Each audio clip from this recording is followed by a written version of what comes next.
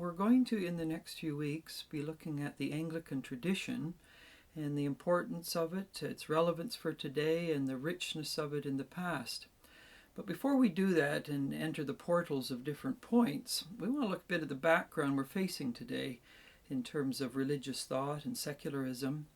We're presently coming through a moment in history in which secularism has dominated, which means that religion has been marginalized, it's been privatized, it's been very much reduced to the edges of culture.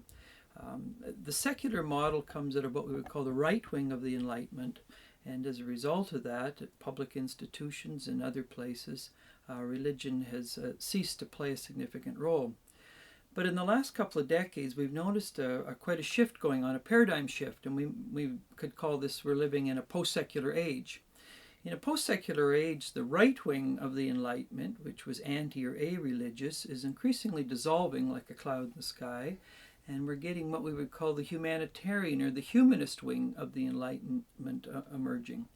The humanist wing of the Enlightenment was always open to religion, always open to human longing, human striving for the ultimate and what that means in the human journey. The dilemma we're facing today, obviously, with the resurrection, phoenix-like, of religion is perhaps not so much the resurrection of religion, but of spirituality.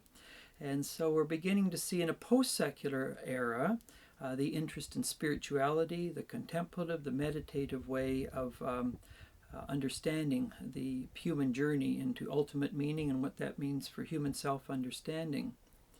Now, the Anglican tradition itself is a 2,000-year-old tradition.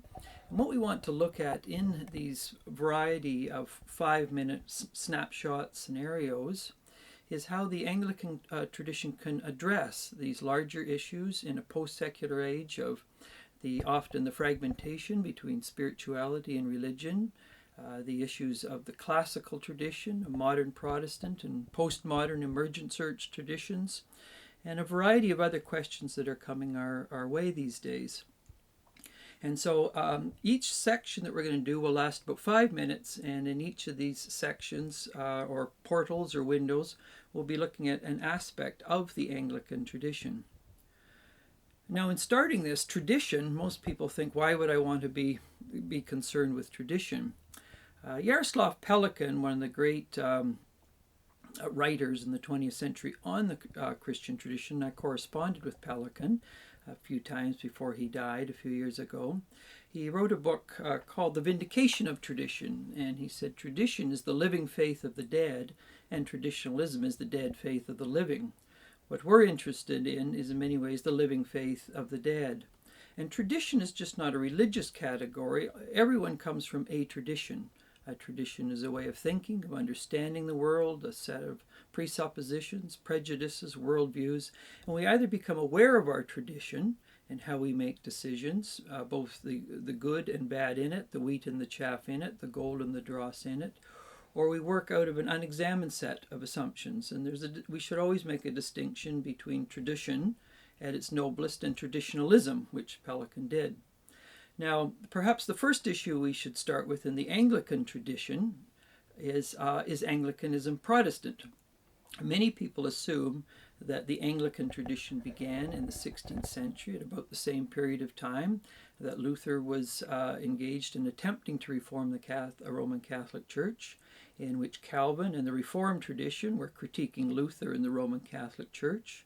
When the Anabaptists emerged as a critique of Calvin and Luther, and many see the English church on the island as a part of that 16th century Reformation that was coming from a variety of directions on the continent and on the island.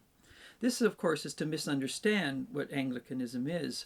There were Christians on the island, what was called Albion, in the 2nd century. And so there has been a form of faith in England for, 2,000 years and more. And so when we think of is Anglicanism Protestant, first of all, we can argue that very clearly that there was a form of Christianity on the island, 2nd century. There are many reforms on the island that was going on, and the 16th century was just one of many reformations going on in an attempt to purify the church. I'll stop now, and I'll return to this topic in our next 5 minutes.